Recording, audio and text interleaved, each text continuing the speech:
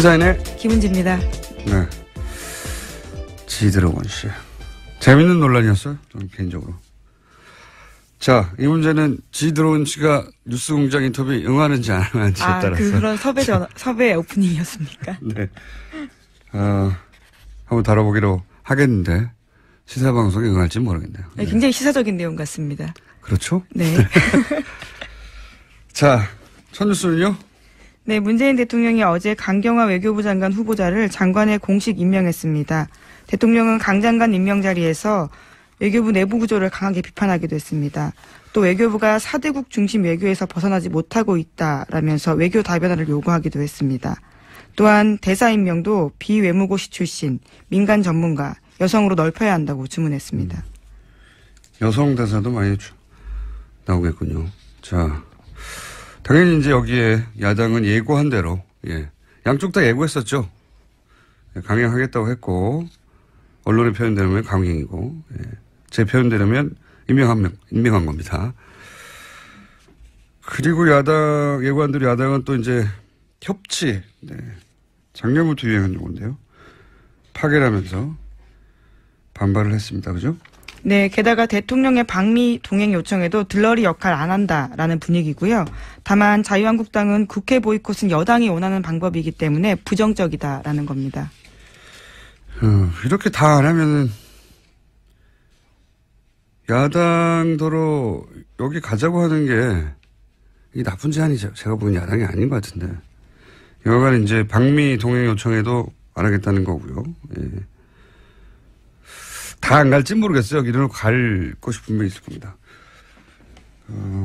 보이콧은 어떻게 한답니까? 네, 그것이 여당이 원하는 방법이기 때문에 당장 하고 싶진 않다라는 건데요. 각 당의 기류가 다르기 때문에 단일한 입장 나오기가 쉽지 않습니다. 보이콧을 하겠다고 했다가 그것이 역풍이 있을 것 같으니까 여당이 원하는 방법이라고 한 거 아닌가요? 네, 재밌습니다. 카드가 안 된다고 생각한 거죠.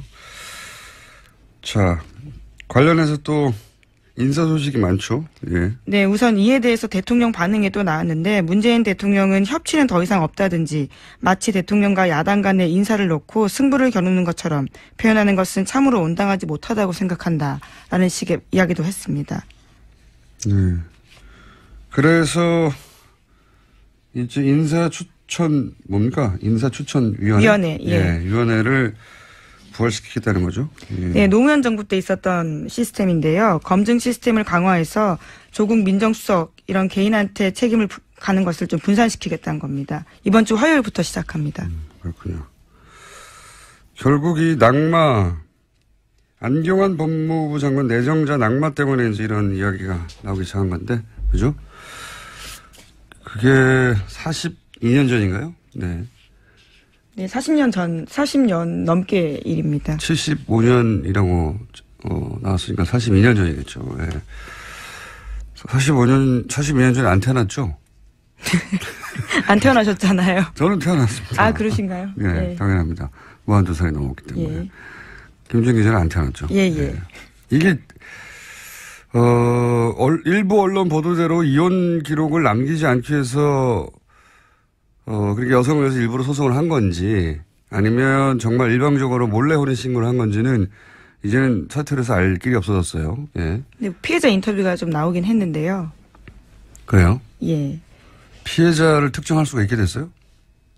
채널A에서 피해자 인터뷰라고 해서 나왔다라는 부분들이 있었던 것 같은데, 제가 온라인에서 직접 본 건 또 아니어가지고요. 예. 조금 내일 정확하게 말씀드리겠습니다. 이게, 해당 여성에게 피해가 가거나 과거가 밝혀진 피해자 여성이라고 하면 이미 이제 일방적이라고 전제하는 거니까요. 지금이라고 말할 수 있을까요? 정확하게. 여하간 그 일은 지나갔는데 이제는 결국은 전자의 경우라면 일부러 기록을 남기지 않기 위해서 한 거라면 결국은 그러니까 그 해당 여성에게 이제 2차적인 피해가 가지 않을까 우려가 있었을 것 같고 그게 아니라면 자신이 정치적 부담이 될 거라는 그런 정무적 판단을 한 거겠죠. 근데 사퇴를 했으니 이제 이건 일단락된 것인데 야당은 일단락이 아니라 이제 시작인 거죠. 예, 이 모멘텀으로 조국 민정수석 물러가라고 하고 있고, 예. 조국 수석이 물러가면 야당이 거기서 멈출 것인가. 예. 절대 안 멈추겠죠. 또 한 가지 문제는 재판 기록을 어떻게 입수했나 이런 얘기 나오고 있죠. 예. 근데 이제 언론에서는 이제 국정원 이야기가 전혀 안 나오잖아요. 근데 저는 소위 조난 자료죠, 이런 게. 조난 자료 하면 사실 국정원인데 보수 정권 하에서 소위 조난 자료로 관련된 것은 국정원이 작업을 해주는 경우가 많았다. 그렇게 저는 알고 있는데. 조난 자료 시초는 박정희 시절이에요. 육군 방첩부대인가요? 네. 거기서 이제 소위 이제 그 반대 세력, 정치 반대 세력, 그 리스트를 파악하느라고 작성한 걸로 아는데 이후에 이제 중앙정보부 시절에 본격화됐고 안기부 국정원 거치면서 여전히 조난 자료는 저는 있는 걸로 알고 있습니다. 그래서 고위공무원이나 대기업 혹은 뭐 언론 간부들이나 대학 교수도 있는 걸로 알고 있고요. 국공립대학 그러니까 서울대학이면 당연히 있겠죠. 시민단체 뭐 포괄적이고 체계적으로 관리한 걸로 알고 있는데 저도 아마 있을 것 같지 않나요? 본 적이 없기 때문에 얼버무리고 있습니다만 주진우 기사도 있지 않겠는가 생각이 들고 어쨌든 과거 기록을 본 사람들이 하면 뭐 100페이지가 넘는 기록도 한 사람의 그런 기록도 있다고 하고 당연히 이런 출생과 관련된 혹은 가족사와 관련된 기록들을 철저히 파악해서 미리 보관하고 있고 남녀관계도 있다고 해요. 그 안에 보면 사찰이죠. 그 영역까지 가면. 예. 예전에 그 안기부 간부 그런 말을 한 적이 있어요. 조난 자료가 안기부의 힘이라고. 안기부 힘의 원천이라고. 근데 이제 만약에 그렇다면 이건 뭐 추정입니다. 근거는 없어요. 근데 과거에 그랬었으니까 지금도 그러지 말란 법이 있는가 하는 정도 선에서 얘기를 하자면 문재인 정부 하에서 국정원이 거꾸로 문재인 정부를 상대로 이런 작업을 했다가 되는 거거든요. 만약 그렇다면. 근데 그런 가능성은 제로인가. 그 점도 청와대를 한번 살펴볼 필요가 있다고 저는 생각합니다. 그리고 중앙당 의원이 김기춘 비서실장 시절에 정무비서관 출신이라는 점을 고려하지 않더라도 과거에 분명히 그런 일이 있었으니까요. 네. 그리고 이제 또 한 축이 법원 행정처에서 이 자료를 내주니까 법원 행정처 관련인데 이건 잠시 후에 저희가 이정렬 전 판사 연결해서 얘기 나눠보겠습니다. 다음 뉴스는요? 네, 안종범 전 수석 수첩과 관련된 내용입니다. 지난해 8월 3일에 최순실 씨가 미얀마 K타운 사업 챙기러 나흘간 미얀마 간 적이 있습니다. 그런 다음 최순실 씨가 이틀 뒤에 귀국하고 이틀 뒤에 박근혜 전 대통령이 안종범 전 수석에게 지시를 했다고 합니다. 지난해 8월 8일자 안종범 전 수석의 수첩에는 교통안전공단, 중고차 선적전 검사 이렇게 쓰여 있다고 하는데요. 한 달 전에 정부가 교통안전공단을 통해서 80억원가량 자동차 검사 장비 미얀마에 무상 지원했다고 합니다. 이 시기쯤에 박근혜 전 대통령과 최순실 씨가 차명폰으로 7차례 정도 통화했다고 합니다. 예. 통화를 자주 했다는 기사네요. 두 가지 기사는 하나는 최순실 씨가 공적 개발 원조 그러니까 원래 공적 작업으로 원조하라는 건데 개인 사업을 했다. 예. 그 내용을 대통령이 챙겼다는 거고 또 하나는 통화를 두 사람이 자주 했다는 이런 비즈니스가 있으면 최순실의 개인 비즈니스가 있을 때는 통화가 자주 있었다. 뭐 이런 내용이네요. 네, 채널A가 또 관련된 보도했었는데요. 지난해 2월부터 10월까지 9개월 동안 850번 가까이 박근혜 전 대통령과 최순실 씨가 통화했다라고 합니다. 하루에 3번씩 통화한 셈이라고 합니다. 그렇군요. 파악한 걸로만. 네, 그런데 박근혜 전 대통령은 검찰에서 내 기억에는 최순실 씨와 자주 통화하지 않았다. 이렇게 대답했다고 합니다. 이 3번씩 거의 하루 3번인데 3번씩 통화했다는 이야기는 예전에 탄핵정국에서도 나왔었죠. 네. 네. 그때 제가 그런 얘기 한 것 같은데 연인 관계가 최고조에 이를 때 하루에 3번 정도 하는 거라고. 네. 근데 평균 3번씩 항상 했다는 거죠. 예. 근데 이제 여기 뉴스는 박근혜 전 대통령은 자주 통하지 않았다고. 예, 뭐 자주의 기준이 각자에게 다 다를 수 있기 때문에요. 3번은 누구의 기준으로든 자주입니다. 콜센터인가요? 10번씩 하고 싶었었나 보죠.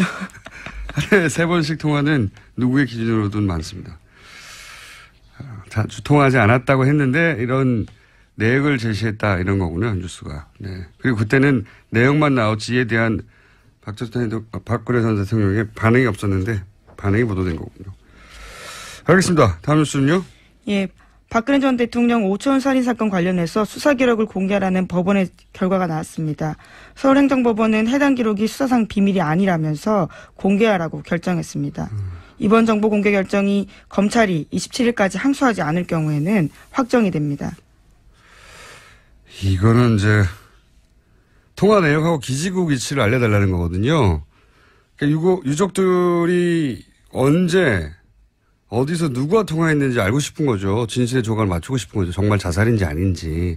왜냐하면은 전화를 해서 불러냈다고 하는데 그것도 맞는 건지 확인하고 싶고 그런 건데 경찰은 이걸 그동안은 수사당국은 수사 기밀이라며 주지를 않았어요. 기밀이 어디 있습니까? 자기들이 통화한 게 아닌데. 예. 근데 이제 법원이 내놓으라고 한 거죠. 예, 주라고 드디어. 이 오촌살인 사건은 저도 오랫동안 추적해온 사건이라서 제가 아는 한도, 제가 아는 한계 내에서는 권력형 사건으로 저는 알고 있어요. 예. 겪어본 사건 중에서도 가장 무서운 사건이고 김지영 기자도 초기에 이 사건 취재했었죠. 김은지입니다. 네. 죄송합니다. 김은지 기자도.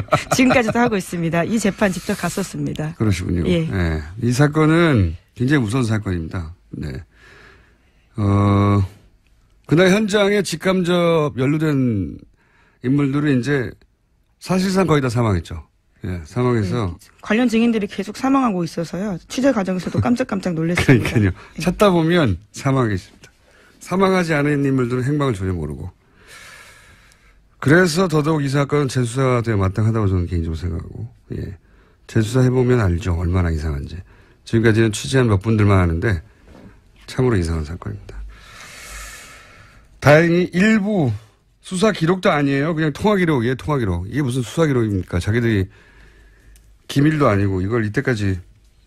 이것조차 주지 않았던 거죠. 이제 겨우 하나 받아내게 된 셈입니다. 맞습니다. 네. 수사 기밀이 아닌데 무슨 수사 기밀이라고요. 자기들이 만들어낸 기록이 아닌데. 자, 다음 뉴스는요. 하나 정도 더 할 수 있을 것 같습니다. 네, 영국 런던 화재 사망자 수가 최소 60명 가까이 될 것 같다라는 보도가 나왔는데요. 이번 사고에 미흡하게 대처한 테리사 메이 총리에 대한 사임을 요구하는 시위가 열리고 있습니다. 제가 이거 사건 다음날 잠깐 브리핑했지만 거기가 부촌과 빈민 한 블록을 두고 혼자 하는 곳이라고 뉴욕 할렘가처럼. 그게 이제 히드로 공항에서 공항고속도로 가는 고가가 통과하는 길이거든요. 그리고 전통적으로 이민자들 있잖아요. 공항에서. 이민자들이 거기 빈촌을 이루고 있던 지역. 그 바로 건너에는 노팅힐이라고 말씀드렸다시피 부촌이고. 근데 그래서 이 사건을 아마 원래 EU 일원이었다가 지금 브렉시트 중이니까 협상하려는 단계니까 이게 영국 구성원들에게는 인류 국가가 붕괴하는 상징처럼 여길 거다. 자, 얘기를 했었지 않습니까? 또 하나는 직접 사고를 지켜봤어요. 생중계돼가지고. 우리가 세월호 사태로 집단 트라우마를 겪었듯이 영국인들도 그런 비슷한 트라우마를 겪게 될 거예요, 이게 아마. 네. 보는 눈앞에서 화재 현장에 생중계되고 있는데 사람들이 죽는데 뭐 할 수 있는 게 없고 그런데 그게 결국 정부가 해야 할 일을 제대로 하지 못해서 그런 거다. 이렇게 되면 정치적 분노가 있는 거죠, 당연히. 그렇게 전개될 가능성이 높습니다, 이 사건이. 네, 이미 영국 이코노미스트지가 영국판 세월호 사건이다라는 식으로 보도했습니다. 그래요? 예, 그ren펠 타워도 세월호처럼 상징적인 존재가 될 것이다. 이렇게 지적했다고 합니다. 나한테 연락도 없이 사람들이 내 코멘트를. 맞습니다. 그렇게 될 거. 더군다나 이코노미스트요? 네. 네. 저한테 연락 오겠군요. 여기까지 하겠습니다. 자, 지금까지 시사인의 김은지였습니다. 감사합니다. 이 사퇴시킨 문건이 결국은 42년 전 판결문인데 유출 경위에 대한 논란이 있죠. 어제 자유한국당 중앙덕 의원은 기자회견을 열고 논란에 대해서 해명을 했는데 소개하기 전에 기침을 하시면 어떡합니까, 이정일 판사님. 아이고, 죄송. 이 판결문에 대해서 문제 제기를 했던 이정일 전 부장판사 연결되어 있습니다. 안녕하십니까? 아유, 이거 전화 연결돼 있는지 몰랐습니다. 죄송합니다. 네. 인사를 기침으로 하신. 자, 주광덕 의원이 판사님을 직접 기자회견에서 언급을 했기 때문에 저희가 인터뷰를 하지 않을 수가 없습니다. 우선, 언급을 하게 된 이유가 바로 가정법원의 판결문은 비공개가 원칙이라서 이 공개는 가사소송법을 위반한 것이라고 판사님 주장하셨죠. 이걸 좀 더 설명해 주십시오. 어떤 위반인지. 가사소송법 10조에 보면 이렇게 되어 있습니다. 가정법원에서 처리 중이거나 처리한 사건에 관해서는 성명, 연령, 직업 및 용모 등을 볼 때 본인이 누구인지 미루어 짐작할 수 있는 정도의 사실이나 사진을 신문, 잡지 그 밖의 출판물에 게재하거나 방송할 수 없다. 이렇게 돼 있고요. 그러니까 이제 뭐 미루어 짐작할 수 있을 정도로도 안 된다는 거니까 대놓고 하는 건 더 안 되는 거죠. 예. 기본적으로. 예. 그다음에 그 다음 조항인 10조의 2에 보면 이 판결문과 같은 재판서를 발급을 받으려면 재판 당사자이거나 또는 이해관계가 있는 제3자가 그 이해관계를 소명한 때 그때 법원 서기관이나 뭐 이런 법원 직원에게 신청할 수 있다 이렇게 돼 있습니다. 그렇군요. 그러니까 예, 두 가지 점인데 하나는 이런 신청 절차를 거쳤느냐. 그러니까 신청 절차를 거치지 않으면 이 재판서를 발급을 받을 수가 없어요. 그다음에 또 하나는 이 아까 좀 전에 말씀드린 대로 뭐 용모나 뭐 이런 거를 미루어 짐작할 수 있을 정도로도 보도하면 안 되는데 아예 판결문 전면에 뭐 인적 사항이 다 나왔죠. 생년월일, 그렇죠. 본적, 네. 주소 이게 다 나와 버렸어요. 네. 그러니까 이런 보도를 한 에도 책임이 있다는 거죠. 근데 주 의원이 얘기를 한 부분은 이 지금 10조의 2, 그러니까 본인은 이제 판결문 입수했다는 거잖아요. 네. 그러면 이 절차를 거쳤느냐가 문제가 되는 건데. 이해관계가 있는 제3자라는 거는 정치인은 해당이 안 되는 겁니까? 그렇죠. 보통 이런 경우죠. 예를 들어서 어떤 사람이 재판을 거쳐서 이혼을 했어요. 네. 그런데 이제 새로 결혼하려고 하는데 그 결혼 상대방이 보니까 왜 이혼을 했느냐 하니까 그때 뭐 상대방한테서 뭐 얻어맞았다, 폭행을 당했다 이렇게 주장을 했단 말이에요. 근데 좀 미심쩍다. 그래서 가정법원에 가서 내가 결혼할 사람인데 이 재판서를 좀 보고 싶다 하면은 떼볼 수 있는데 거기에 보니까 뭐 바람 폈다 이렇게 이렇게 나올 수 있으니까 그런 경우에 이해관계가 있는 거죠. 제3자는 보통 이해관계가 없는 사람을 지칭하는 게 제3자인데 이해관계가 있는 제3자가 뭔가 했더니 그렇게 예를 드시니까 정확하게 이해가 되네요. 예. 네, 그러니까 지금 정치인이나 뭐 이런 경우에는 이해관계가 없는 거죠. 아무 이해관계가 없죠, 사적으로. 예. 네, 그렇죠. 그래서 이제 문제는 지금 주 의원 쪽에서 얘기하고 있는 건 그거예요. 인사청문회법을 드는 것 같아요. 뭐 적법한 절차를 따라서 이제 받았다. 이렇게 얘기하는 것 같은데 적법할 때 이 적법이 어떤 법인지를 명시적으로 얘기를 안 하셔가지고 뭐 이건 추측인데 아마 인사청문회법이 아닌가 싶은데 인사청문회법에 이렇게 돼 있어요. 12조를 보면 1항에 위원회, 이제 인사청문특별위원회를 얘기하죠. 이 위원회는 그 의결, 그러니까 위원회에서 의결을 하는 경우 내지는 제적의원 3분의 1 이상의 요구, 그러니까 위원회는 아니더라도 국회 제적의원 3분의 1 이상이 요구하는 경우에는 이 인사청문과 직접 관련된 자료의 제출을 국가기관이나 뭐 지방자치단체, 기타 기관에 대해서 요구할 수 있다 이렇게 돼 있어요. 그러니까 그럼 이 절차는 거쳤어야죠. 위원회에서 의결을 했느냐. 그다음에 내지는 국회 제적의원 3분의 1이 요구를 했느냐. 국회 제적 3분의 1은 요구한 적이 없는 걸로 아니까 위원회 차원에서. 위원회 의결이 있었는지는 모르겠는데 정확하진 않은데 근데 이 인사청문위원회가 지금 법사위에 설치가 됐잖아요. 예. 거기서 활동을 했는지는 뭐 보도가 나온 게 없어요. 그런데 이제 미루어 짐작할 수 있는 건 뭐냐면 만약에 위원회에서 의결을 했다. 그렇게 해서 판결문을 받았다 치면요. 예. 위원회에서 이런 판결문을 요구를 해서 받았는데 이런 사실이 나와 있더라라고 위원회에서 얘기를 해야 되는데 주 의원이 기자회견을 했어요. 단독으로. 개인적으로 했죠. 예. 그러면 이거는 위원회에서 한 게 아니라 개인적으로 얻었다는 얘기인 것 같거든요. 위원회 의결 사항은 아닌 것 같고요. 예. 이건 뭐 저희가 따로 또 한번 인터뷰를 해보겠습니다. 지금까지 말씀하신 걸 정리하면 그러니까 보도와 관련한 것은 언론사의 이제 책임을 물을 일인 것 같고, 그죠? 그렇죠. 이건 주 의원하고 관계가 없죠. 네. 그리고 이것이 주 의원이 그 이해관계가 있는 제3자인가 하는 문제가 하나 있는 거고요. 아니다라는 말씀이신 네. 거고요. 예. 예. 이해관계가 있는 제3자여야 하는데 그리고 또 절차적으로 이게 위원회 의결을 거쳤느냐 하는 청문회법, 인사청문회법을 제대로 지켰느냐 하는 문제제기가 있을 수 있고요. 그죠? 그렇죠. 예, 이렇게 정리하면 맞는 거죠. 네, 그렇죠. 그러면은 그 두 가지 다 안 한 거 아닌가 싶은 생각이 드는 거죠. 그렇군요. 그럼 일단은 언론사, TV조선이죠. TV조선에서 이 인사 개인의 신상이 다 드러났죠. 왜냐하면 자료를 네, 흔들었기 그렇죠. 때문에 예. 네. 보도를 한 것은 기본적으로 법을 위반한 것은 맞군요.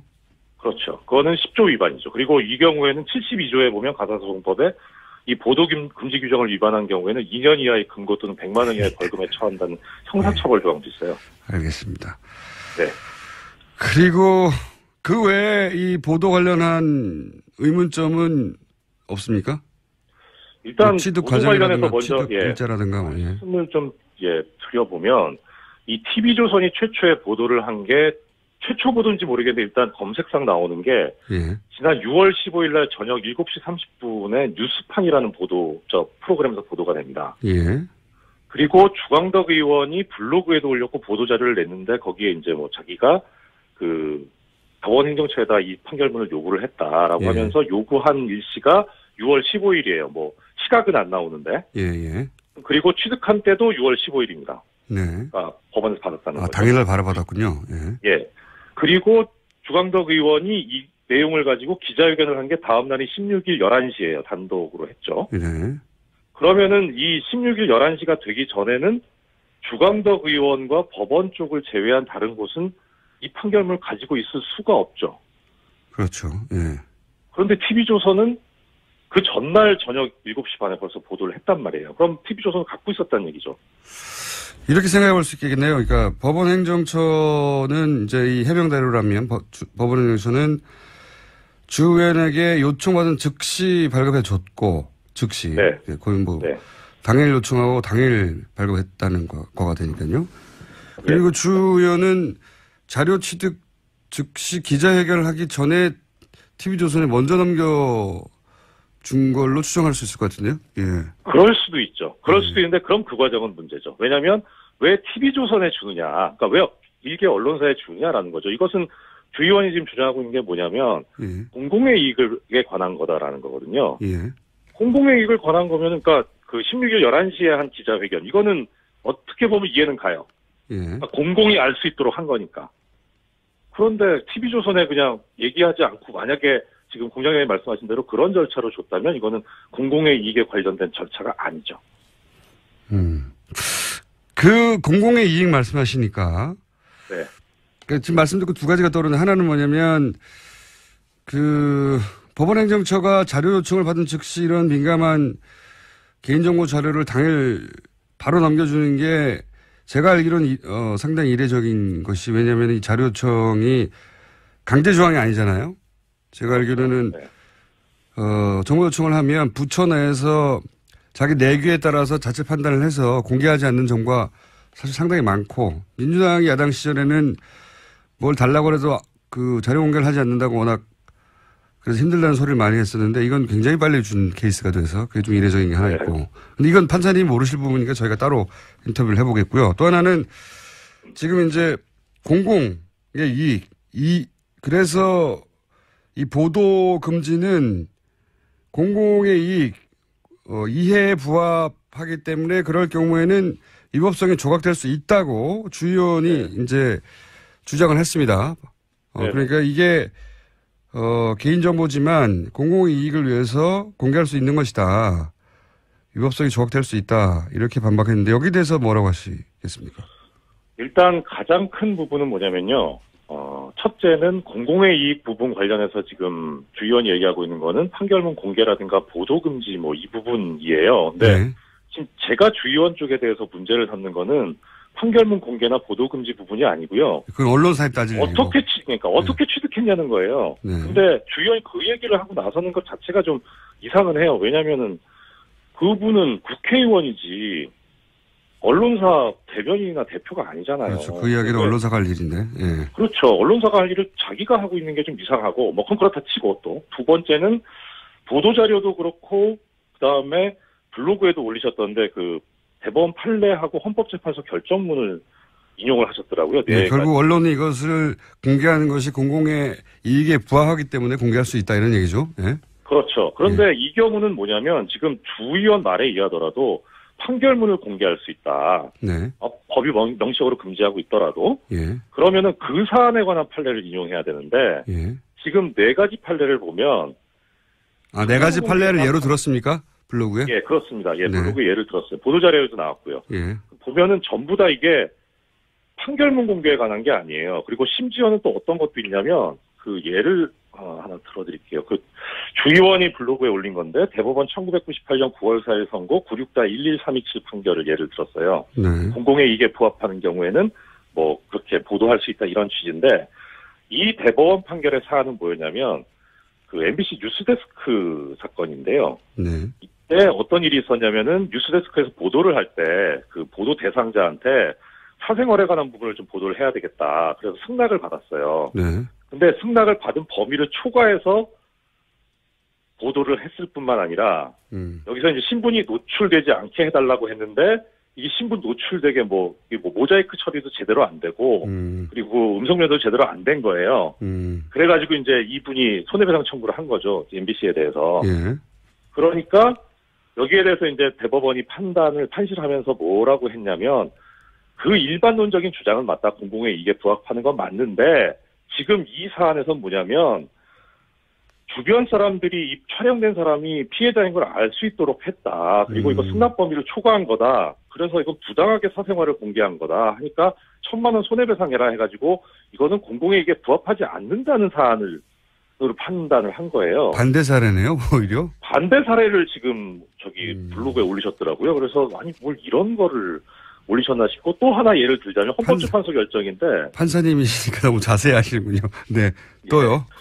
예, 헌법재판소 결정인데 2013년 12월 26일 날 헌법재판소에서 나온 2009 헌마 747 헌법소원 사건이에요. 이거는 어떤 내용이냐면 그 문제된 분이 이명박 전 대통령에 대한 동영상을 블로그에 게시를 해서 비판을 했어요. 네. 그러니까 그걸 가지고 이제 검찰에서 기소유예 처분을 했는데 그러니까 기소유예라는 거는 죄가 인정되긴 하는데 다른 여타 이런 사정들을 고려해 보면은 이게 재판에 넘기는 것은 좀 과하다, 부당하다 해가지고 기소를 안 하는 처분이거든요. 그러니까 나 이거 범죄가 안 된다라고 주장하면서 헌법소원을 하신 거예요. 네. 근데 이 헌법재판소에서 판시할 때 뭐라 그랬냐면 일단 사안은 어떻게 됐냐면 이 분이 올린 동영상에 이명박 전 대통령이 전과가 수십 개 있는 범죄자다. 그다음에 이명박 대통령이 개인적인 이익을 위해서 국가정책을 무리하게 결정해서 추구하고 있다. 역사상 우리나라를 사상 최악의 위험한 상황에 처하게 했다. 그리고 뭐 국영기업을 매각해서 엄청난 돈을 벌었다. 그런 주장을 한 거죠, 블로거가. 예, 그렇게 올렸어요. 예. 그렇게 돼 있는데 검찰이 뭐라고 이제 판단을 했냐면 이렇게 한 사실은 인정이 되는데 초범이고 동영상 직접 제작한 것도 아니고 그리고 이 블로그에 보니까 접속자도 많지 않고 소수의 아는 사람들만 오늘 올라오는 거고 그 블로그도 폐쇄했으니까 이런 거 참작해서 재판에 넘기지 않겠다 이렇게 한 거예요. 그러니까 이제 여기에 대해서 이제 헌법재판소가 뭐라 그랬냐면 일단 이 나온 사실의 중요한 부분이 객관적 사실과 합치된다. 그러니까 허위 사실에 대한 인식이 없는 거 아니냐. 그래서 기소유예 처분이 잘못됐다 그래서 취소를 했어요. 그러니까 공공의 이익에 관련된 문제가 아니라 아예 이거는 범죄 자체가 안 된다고 본 거죠. 네. 사안 자체가 달라요. 지금 공공의 이익의 문제가 아니라 잘못된 사례를 들었다 또. 네. 예. 그래서 도대체 이런 사례를 가지고 왜 예를 들면서 본인의 행동이 맞다, 합리적이다라고 주장을 하시는지 법률가가 왜 그러신지 좀 이해가 안 가요. 그 부분은 저희가 주광덕 의원님 인터뷰를 요청할 생각인데 저희는 반론권을 보장하기 때문에 인터뷰 응하실지 모르겠습니다만 그때 물어보기로 하겠습니다. 자, 그러니까 이제 어쨌든 지금 공공의 이익 때문에 공개했다고 하고 여러 사례를 들었으나 그건 맞는 사례가 아니다라고 이제 반론을 하신 것이고. 예. 그러면 이건 어떻습니까? 초기에는 이거 검찰이 흘린 거 아니냐 언론에 이런 얘기도 있긴 있었습니다. 그 부분 어떻게 생각하세요? 그럴 가능성을 전혀 배제할 수는 없는데요. 일단 뭐 검찰에서 입수를 했을 수도 있으니까. 그런데 이제 그 부분에 대해서는 저는 큰 정보는 없는데 일단 시스템으로 보면 이게 지금 가사 판결서잖아요. 가사 소송에 관한 것. 그러면은 이 판결서하고 기록은 가정법원에서 보관을 해요. 법원에서 나왔을 것이다. 예. 그러니까 검찰에서 뭐 나왔다면 만약에 형사 판결이다 하면 검찰에서 나왔다 그러면 이게 합리적인 의심이 될 수 있어요. 그 형사 판결이나 형사 기록은 검찰에서 보관을 하니까.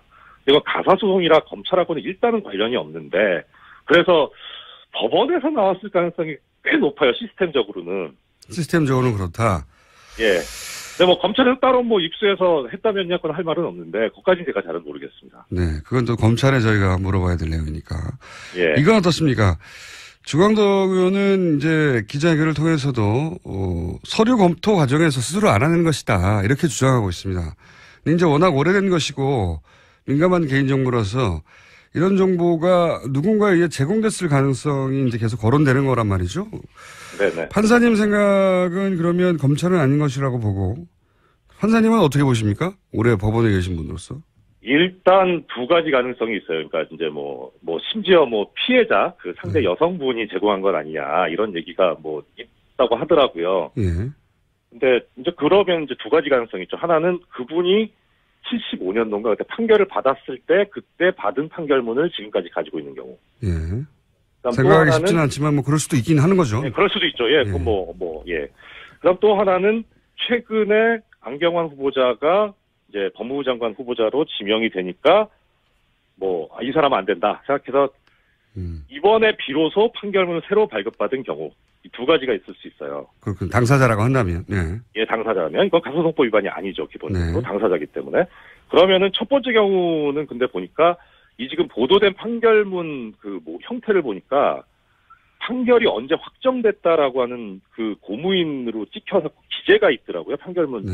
첫 페이지에. 과거 판결물이 아니란 말씀이시고. 예. 그렇죠. 예. 새로 만약에 발급받은 이제 새로 그러니까 과거는 절대로 아니다라는 거죠. 이거 확정된 얘기가 나오니까. 예. 그다음에 두 번째 가능성은 주광덕 의원이 그 가능성을 배제시켜줬어요. 본인이 그거는 취득했다는 거잖아요. 네, 당사자는 아닌 것 같고. 예. 예. 그래서 당사자는 아닐 가능성이 거의 높지 않을까. 그러니까 그거는 주광덕 의원 말을 믿어야 될 거죠. 예. 만약에 그 부분을 거짓말했다면 이거는 그야말로 정말 심각한 문제니까. 그래서 일단 제3자가 제공했을 가능성은 그렇게 좀 가능성이 낮지 않나 싶은데 문제는 이제 그래서 이건 좀 이제 그야말로 여러 가지 짜깁기한 추측인데 일단 TV조선 보도 있었던 아까 말씀드렸던 6월 15일 요때로 한번 돌아가 보면은 이 당시에 어떤 일이 있었냐면요. 법원행정처에서 이 피의자와 유흥업소 간의 유착관계에 있는 부장판사가 있다는 사실을 알고도 징계를 안 했다라는 기사가 6월 15일 날 오전, 그 전날부터 나옵니다. 네.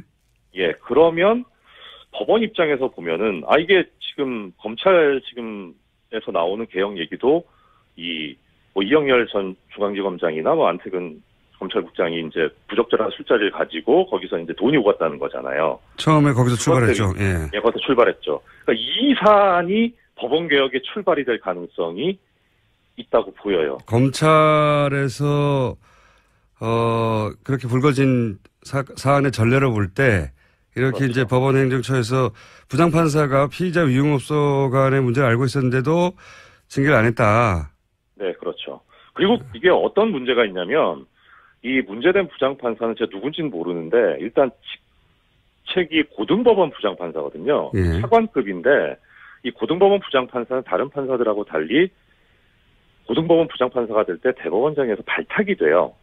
대법원장으로 가는 게 아니고. 예. 네. 그래서 이런 사람은 어떻게 고등법원 부장판사로 발탁을 했냐. 라고 하는 예. 대법원장에 대한 문제 제기가 있을 수 있겠군요. 그렇죠. 지금 안경환 후보자 관련해가지고 조국 인사수석이라든가 조현옥 인사수석에 민정수석이라든가 조현옥 인사수석에 대해서 책임져야 된다 이런 얘기 나오는데 이걸 그대로 적용을 하면은 양승태 대법원장은 몇 번 그만뒀어야 되거든요. 그러니까 그거를 견제하자는 차원에서 법원 쪽에서 먼저 줬을 가능성이 있지 않나, TV조선 쪽에다가. 이게 전과가 있어요, 법원이, 이런 식으로 이제, 재판 관련 내용을 흘리는 것이.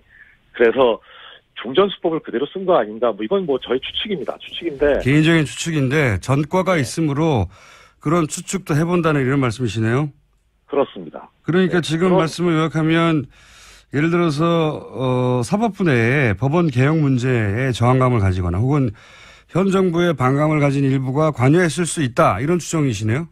그렇죠. 예. 특히나 양대 법원장 같은 경우에는 지금 뭐 법원 내부에서도 지금 목소리가 나오고 있고 오늘 전국 법관 대표자 회의가 있잖아요. 그러니까 내부적으로도 문제가 있는데 이거를 외부로 해서 눈을 돌리려는 그런 시도일 수도 있고요. 그러니까 상당히 필요성이 있죠.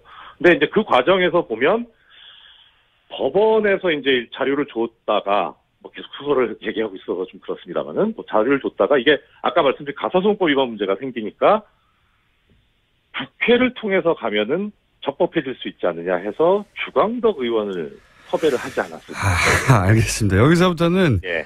개인적인 추정이시고 제가 이제 어떻게 됐을 거냐 한번 추정해 달라고 하니까 하신 건데 여기서 요지는 그러네요. 그러니까 지금 청와대에서도 이제 검찰 개혁에 관한 조직적 반대 움직임이 있다 이런 이야기가 흘러나왔는데 청와대는 이제 각종 촉보가 모이니까 뭐 근거를 가지고 얘기했겠죠. 이제 지금 판사님 이야기로는 법원에서도 법원 개혁 문제에 대해서 저항감 혹은 뭐 현 정부에 대한 반감 가진 사법부 내 일부가 이 사안에 관여했을 수도 있다.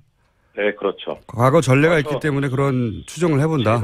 제가 법원 쪽에 오래 있어가지고 그래서 그런지는 모르겠습니다만 저는 법원 쪽에 의심이 강하게 들거든요. 그래서 법원에 오래 계셨기 때문에. 예, 오히려 지금 이제 주의원이 기자회견도 하고 나오고 그러는데 솔직히 저 주의원에 대해서는 별 그건 없어요. 그건 뭐 이분은 오히려 어떻게 보면은 이런 알리바이가 만들어지는데 도구로 이용당한 거 아닌가 그런 느낌이 좀 들거든요. 알겠습니다. 워낙 법원에 대해서 문제의식이 많으셔가지고 주요인에 관해서는 아까 가사소송법이라든가 이런 문제 정도의 지적인 것이고 이 본질은 결국은 법원 내 문제가 아니냐 이렇게 보시는 거군요. 네, 그렇죠. 법원 내 문제하고 그다음에 이렇게 새 정부의 어떤 인사 문제라든가 정책 개혁 방향에 대해서 저항하려고 하는 언론사. 예, 언론 적폐와 법원 적폐 문제가 아닌가 싶습니다, 저는. 알겠습니다. 오늘 여기까지 듣겠습니다. 오늘 말씀 감사합니다. 예, 고맙습니다. 네. 자, 반론.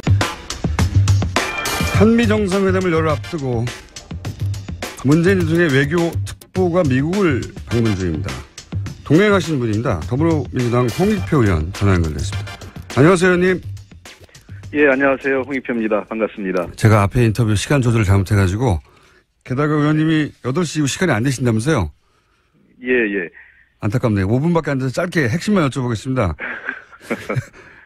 자, 어제 문정인 특보 이런 얘기를 했습니다. 사드가 깨지면 동맹이 깨진다고 하는데 무기 체계 중 하나에 불과한 사드 때문에 동맹이 깨진다면 이게 동맹인가? 이런 이야기가 나왔다고 언론에 보도됐고 TV조선은 이걸 막말이라고 보도를 했는데 우선 전후 과정 어떤 맥락에서 이 말이 나온 겁니까? 아니 언론이 바보도 아니고 어떻게 그렇게 해석을 하는지 모르겠습니다. 일부 언론에서. 그거는 그만큼 한미동맹이 굳건하고 든든하다는 반어적 표현이라고 보시면 될 거예요. 예를 들면 이렇게 말씀드리고 싶어요. 부부가 TV를 드릴 건가 말 건가 놓고 싸우다가 이혼하면 그 부부가 정상입니까? 보통 TV들이 그냥 많이 갖고 이혼하는 부부는 거의 없죠. 그런 것처럼 사드라는 무기체계 하나 때문에 지난 반세기 이상 이어졌던 굳건한 한미동맹이 흔들리지 않는다는 겁니다. 일부 미국 내 일부 인사와 한국 내 일부 정치 세력들이 이 문제를 악의적으로 이용해서 마치 사드 배치 문제가 한미동맹을 해치고 있고 한미동맹이 어떤 심각한 위협이 될 거라고 얘기하는 것에 대한 그건 잘못된 입장이다라는 것을 그렇게 말씀하신 거죠. 무기 하나 때문에 깨질 동맹이 아니다 이런 말씀하신 거다. 그렇습니다. 그리고 사드라는 것은 한반도 안보와 평화에 도움이 되느냐 안 되느냐 그런 기준으로 봐야 되지 않겠어요? 무기의 효용성 문제하고 그런 차원하고 한미동맹하고는 한미동맹이 유지되느냐 안 되느냐 그 사드 배치 하나 때문에 한미동맹이 깨진다 어떻게 그런 해석을 합니까? 말이 안 되는 거죠. 문정인 선생님이 말씀하시는 한미동맹 때문에 사드 때문에 한미동맹이 깨진다면 그게 동맹이냐라는 말은 그런 의미입니다. 이건 어떻습니까? 사드가 무기의 하나에 불과한 건 사실이긴 하죠. 근데 이제 그 상징성 때문에 무기 하나 이상의 의미를 이미 가져버린 점도 분명히 있는데 이렇게 발언을 해버리면 사드 배치를 안 하겠다라는 메시지를 미국 측에 읽히지 않을까요? 그렇지 않고요. 전 이렇게 얘기했습니다. 미국 분들에게 만약에 어떤 한미동맹의 어떤 주요한 사안이 미국 내 법을 위반하고 미국의 의회에 전혀 보고되지 않고 미국 의회를 기만했다면 당신들은 어떻게 할 거냐고 물어봤습니다. 당연히 미국 법을 위반할 수 없고 미국의 의회는 가만히 있지 않겠다고 합니다. 마찬가지로 이번 사드 문제, 배치 문제와 관련돼서 이건 한미 간의 문제가 아니라 사드 배치 과정에서 우리 국방부가 적당한 적법한 법 절차인 환경 평가를 밟지 않았다는 거고요. 전혀 의회 통제, 국회 통제를 받지 않았습니다. 그 문제에 대한 지적이 이 최근에 환경영향 평가를 다시 받아야 되고 국회가 일정 정도 이 사드 문제에 대해서 보고를 받고 이 문제에 대한 판단을 해야 된다. 이런 차원에서 내린 결정인데 이거를 한미동맹 문제나 외교적 사안으로 끌고 갈 이유는 전혀 없는 것이죠. 이건 어떻습니까? 환경영향 평가에 대한 언급도 있었던 걸로 지금 보도됐는데 1년을 걸릴 것이다. 네. 그러면 이제 1년이 걸릴 것이다라는 얘기를 듣고 미국 측에서 안 하려고 이렇게 끄는 거 아니냐. 이런 문제 제기가 있을 수 있다고 보도가 됐는데. 예. 제가 분명히 말씀드렸고요. 문정인 교수님도 같은 맥락인데 우선 환경영향 평가의 결과가 사드 배치 자체를 뒤집는 게 아닙니다. 잘 아시는 것처럼 환경영향 평가는 성주 지역의 사드 배치가 환경에 우리가 우리 법에 정하고 있는 환경에 적법하냐 아니냐 그거를 판단하는 것이죠. 만약에 부적절한 판단이 나온다면 그건 성주가 아닌 다른 지역을 찾아야 된다는 얘기입니다. 그래서 사드 배치 문제하고 환경영향 평가는 전혀 별개의 문제고 두 번째 아까도 이미 말씀드렸지만 국내 법 절차를 소위 지난 박근혜 정부 그리고 황교안 총리 대행 시절에 우리 국방부가 꼼수로 제대로 이행하지 않았다는 것입니다. 그렇기 때문에 이 적법한 법 절차에 따라서 따랐을 때는 사계절에 대한 평가를 제대로 받아야 된다는 것이죠. 그래서 지금부터 최소한 한 1년 정도의 시간이 필요하다는 것이고 그것은 우리 국내 법 절차입니다. 아무리 동맹이라 하더라도 법을 무시할 수 없는 것이죠. 법 시주란 건 뭐겠습니까? 법에 의한 지배고 법 절차를 따라야 된다는 것입니다. 알겠습니다. 그것은 우리가 마찬가지로 한미동맹이라고 해서 미국의 법 절차를 우리가 무시할 수 없는 것과 마찬가지인 것입니다. 주권국가로서 당연한 권리이고 당연한 의무입니다. 알겠습니다. 법적 절차에 하자가 없도록 하겠다는 그걸 강조한 발언이라는 말씀이신 것 같고. 그렇습니다. 지금 40초밖에 안 남기 때문에 한 가지만 더 여쭤볼게요. 문정인 교수님이 한미군사 훈련 축소 발언을 했다고 또 보도가 됐는데. 예. 그리고 이것이 청와대와 사전 교감이 없었던 것으로 언론이 보도됐는데 이건 정리 좀 해주십시오. 이거는 이렇게 보시면 됩니다. 이 한미훈련 축소가 아니라 한미훈련 정상화로 보시면 됩니다. 그러한 전략자산들, 소위 핵잠수함이나 이런 핵 전략폭격기 같은 경우가 2010년 이전에는 거의 동원된 적이 없습니다. 그렇기 때문에 이런 대결의 악순환을 가지 말자는 차원에서 만약에 북한이 핵과 미사일 추가적인 도발을 하지 않는다면 우리도 한미 군사훈련에 전략적 자산을 동원하는 문제를 제한하는 것을 고려할 수 있다. 이런 차원이죠. 의원님 내일 한 번 더 해야 될 것 같습니다. 오늘 말씀 감사합니다. 네, 알겠습니다. 홍익표 의원이었습니다. 왜냐면은 전화를 해서 불러냈다고 하는데 그것도 맞는 건지 확인하고 싶고 그런 건데 경찰은 이걸 그동안은 수사당국은 수사 기밀이라며 주지를 않았어요. 기밀이 어디 있습니까? 자기들이 통화한 게 아닌데. 예. 근데 이제 법원이 내놓으라고 한 거죠. 예, 주라고 드디어. 이 오촌살인 사건은 저도 오랫동안 추적해온 사건이라서 제가 아는 한도, 제가 아는 한계 내에서는 권력형 사건으로 저는 알고 있어요. 예. 겪어본 사건 중에서도 가장 무서운 사건이고. 김지현 기자도 초기에 이 사건 취재했었죠. 김은지입니다. 네. 죄송합니다. 김은지 기자도. 지금까지도 하고 있습니다. 이 재판 직접 갔었습니다. 그러시군요. 예. 네. 이 사건은 굉장히 무서운 사건입니다. 네. 그날 현장에 직간접 연루된 인물들은 이제 사실상 거의 다 사망했죠. 예, 사망해서. 네. 관련 증인들이 계속 사망하고 있어서요. 취재 과정에서도 깜짝깜짝 놀랐습니다. 그러니까요. 찾다 보면 사망했습니다. 사망하지 않은 인물들은 행방을 전혀 모르고. 그래서 더더욱 이 사건은 재수사되어 마땅하다고 저는 개인적으로 생각하고, 예. 재수사해보면 알죠. 얼마나 이상한지. 지금까지는 취재한 몇 분들만 아는데, 참으로 이상한 사건입니다. 다행히 일부 수사 기록도 아니에요. 그냥 통화 기록이에요. 통화 기록. 이게 무슨 수사 기록입니까? 자기들이 기밀도 아니고 이걸 이때까지 이것조차 주지 않았던 거죠. 이제 겨우 하나 받아내게 된 셈입니다. 맞습니다. 네. 수사 기밀이 아닌데 무슨 수사 기밀이라고요. 자기들이 만들어낸 기록이 아닌데. 자, 다음 뉴스는요. 하나 정도 더 할 수 있을 것 같습니다. 네, 영국 런던 화재 사망자 수가 최소 60명 가까이 될 것 같다라는 보도가 나왔는데요. 이번 사고에 미흡하게 대처한 테리사 메이 총리에 대한 사임을 요구하는 시위가 열리고 있습니다.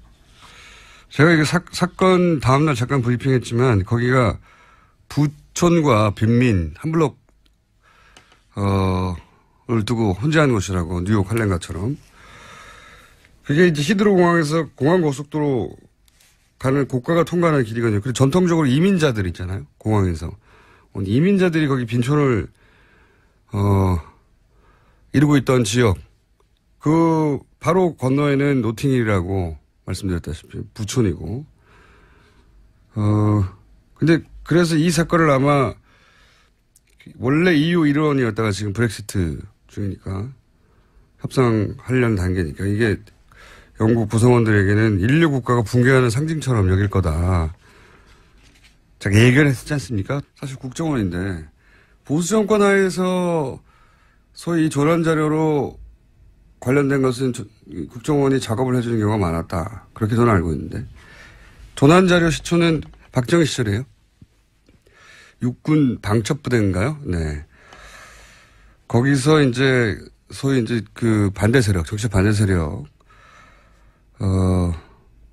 그 리스트를 파악하느라고 작성한 걸로 아는데 이후에 이제 중앙정보부 시절에 본격화됐고 안기부 국정원 거치면서 여전히 조난 자료는 저는 있는 걸로 알고 있습니다. 그래서 고위공무원이나 대기업 혹은 뭐 언론 간부들이나 대학 교수도 있는 걸로 알고 있고요.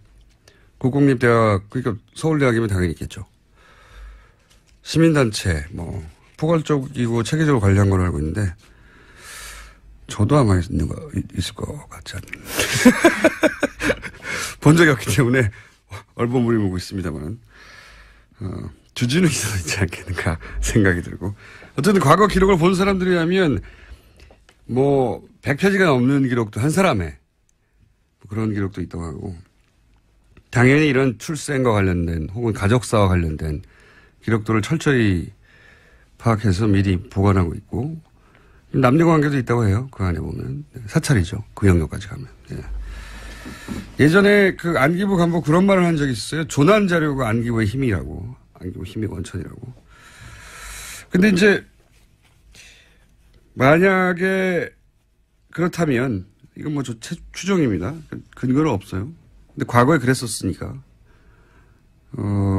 지금도 그러지 말란 법이 있는가 하는 정도 선에서 얘기를 하자면 문재인 정부 하에서 국정원이 거꾸로 문재인 정부를 상대로 이런 작업을 했다가 되는 거거든요. 만약 그렇다면. 근데 그런 가능성은 제로인가. 그 점도 청와대를 한번 살펴볼 필요가 있다고 저는 생각합니다. 그리고 주광덕 의원이 김기춘 비서실장 시절에 정무비서관 출신이라는 점을 고려하지 않더라도 과거에 분명히 그런 일이 있었으니까요. 네. 그리고 이제 또 한 축이 법원 행정처에서 이 자료를 내주니까 법원 행정처 관련인데 이건 잠시 후에 저희가 이정렬 전 판사 연결해서 얘기 나눠보겠습니다. 다음 뉴스는요? 네, 안종범 전 수석 수첩과 관련된 내용입니다. 지난해 8월 3일에 최순실 씨가 미얀마 K타운 사업 챙기러 나흘간 미얀마 간 적이 있습니다. 그런 다음 최순실 씨가 이틀 뒤에 귀국하고 이틀 뒤에 박근혜 전 대통령이 안종범 전 수석에게 지시다고 생각한다라는 식의 이야기도 했습니다. 네. 그래서 이제 인사추천 뭡니까? 인사추천위원회. 예. 위원회를 부활시키겠다는 거죠. 예. 네, 노무현 정부 때 있었던 시스템인데요. 검증 시스템을 강화해서 조국 민정수석 이런 개인한테 책임을 가는 것을 좀 분산시키겠다는 겁니다. 이번 주 화요일부터 시작합니다. 그렇군요. 결국 이 낙마, 안경환 법무부 장관 내정자 낙마 때문에 이제 이런 이야기가 나오기 시작한 건데, 그죠? 그게 42년 전인가요? 네. 네, 40년 넘게 일입니다. 75년이라고, 나왔으니까 42년 전이겠죠. 예. 42년 전에 안 태어났죠? 안 태어나셨잖아요. 저는 태어났습니다. 아, 그러신가요? 네, 당연합니다. 42살이 넘었기 때문에. 예. 김정일 기자는 안 태어났죠. 예. 네. 이게 일부 언론 보도대로 이혼 기록을 남기지 않기 위해서 그렇게 여성을 위해서 일부러 소송을 한 건지 아니면 정말 일방적으로 몰래 혼인신고를 한 건지는 이제는 사퇴를 알 길이 없어졌어요. 예. 네, 피해자 인터뷰가 좀 나오긴 했는데요. 그래요? 예. 피해자를 특정할 수가 있게 됐어요? 채널A에서 피해자 인터뷰라고 해서 나왔다라는 부분들이 있었던 것 같은데, 제가 온라인에서 그러니까 직접 본 건 또 아니어가지고요. 예. 조금 내일 정확하게 말씀드리겠습니다. 이게, 해당 여성에게 피해가 가거나 과거가 밝혀진 피해자 여성이라고 하면 이미 이제 일방적이라고 전제하는 거니까요. 지금이라고 말할 수 있을까요? 정확하게. 여하간 그 일은 지나갔는데 이제는 결국은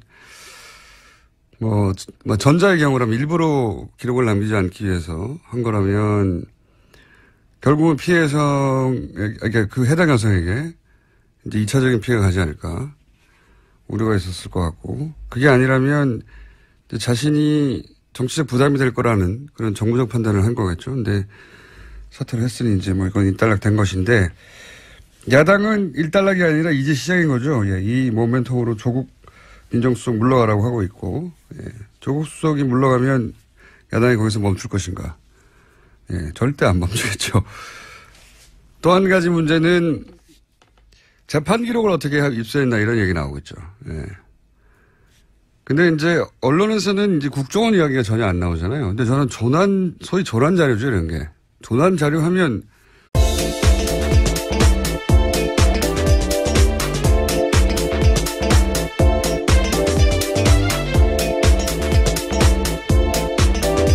시사인의 김은지입니다. 네. 지드래곤 씨. 재밌는 논란이었어요. 저는 개인적으로. 자, 이 문제는 지드래곤 씨가 뉴스공장 인터뷰에 응하는지 안 응하는지에 따라서. 그런 섭외 오프닝이었습니까? 네. 한번 다뤄보기로 하겠는데 시사방송에 응할지는 모르겠네요. 네, 굉장히 시사적인 내용 같습니다. 그렇죠? 네. 자, 첫 뉴스는요? 네, 문재인 대통령이 어제 강경화 외교부 장관 후보자를 장관에 공식 임명했습니다.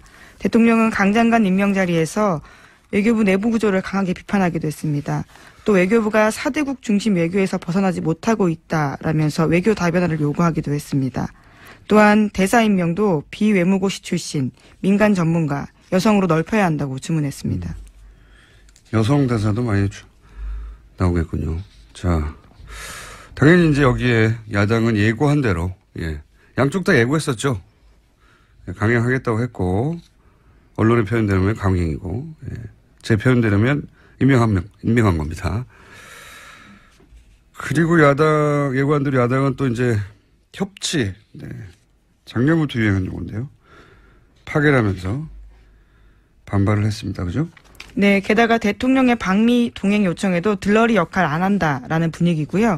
다만 자유한국당은 국회 보이콧은 여당이 원하는 방법이기 때문에 부정적이다라는 겁니다. 이렇게 다 안 하면은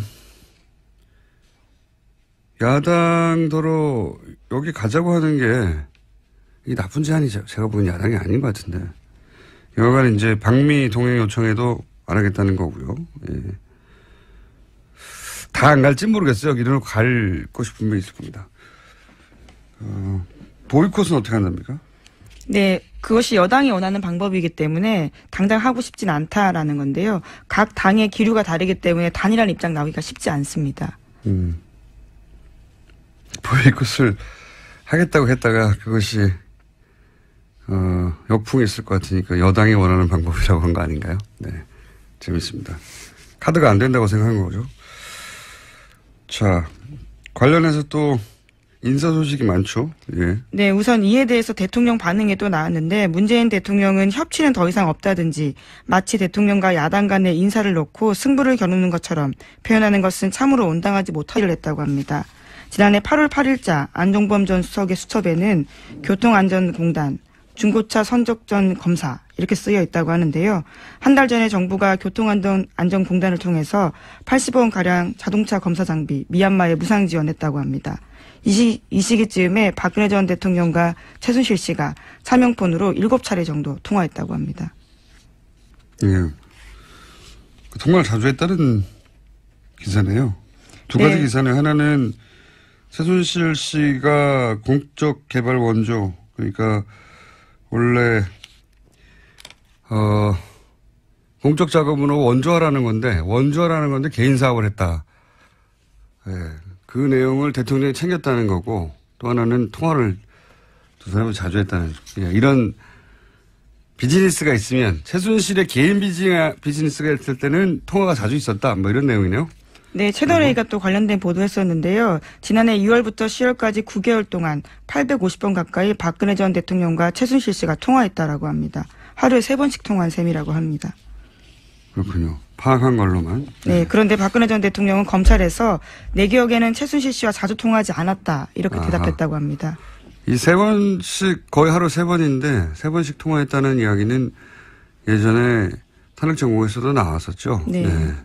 그때 제가 그런 얘기 한 것 같은데 연인 관계가 최고조에 이를 때 하루에 3번 정도 하는 거라고. 네. 근데 평균 3번씩 항상 했다는 거죠. 예. 근데 이제 여기 뉴스는 박근혜 전 대통령은 자주 통하지 않았다고. 예, 뭐 자주의 기준이 각자에게 다 다를 수 있기 때문에요. 3번은 누구의 기준으로든 자주입니다. 콜센터가요? 10번씩 하고 싶었었나 보죠. 하루에 3번씩 통화는 누구의 기준으로든 많습니다. 자주 통화하지 않았다고 했는데 이런 내역을 제시했다 이런 거군요. 뉴스가. 네. 그리고 그때는 내용만 나왔지 이에 대한 박근혜 전 대통령의 반응이 없었는데 반응이 보도된 거군요. 알겠습니다. 다음 뉴스는요? 예. 박근혜 전 대통령 오촌 살인 사건 관련해서 수사 기록을 공개하라는 법원의 결과가 나왔습니다. 서울행정법원은 해당 기록이 수사상 비밀이 아니라면서 공개하라고 결정했습니다. 이번 정보 공개 결정이 검찰이 27일까지 항소하지 않을 경우에는 확정이 됩니다. 이거는 이제 통화 내역하고 기지국 위치를 알려달라는 거거든요. 그러니까 유족들이 언제 어디서 누구와 통화했는지 알고 싶은 거죠. 진실의 조각을 맞추고 싶은 거죠. 정말 자살인지 아닌지.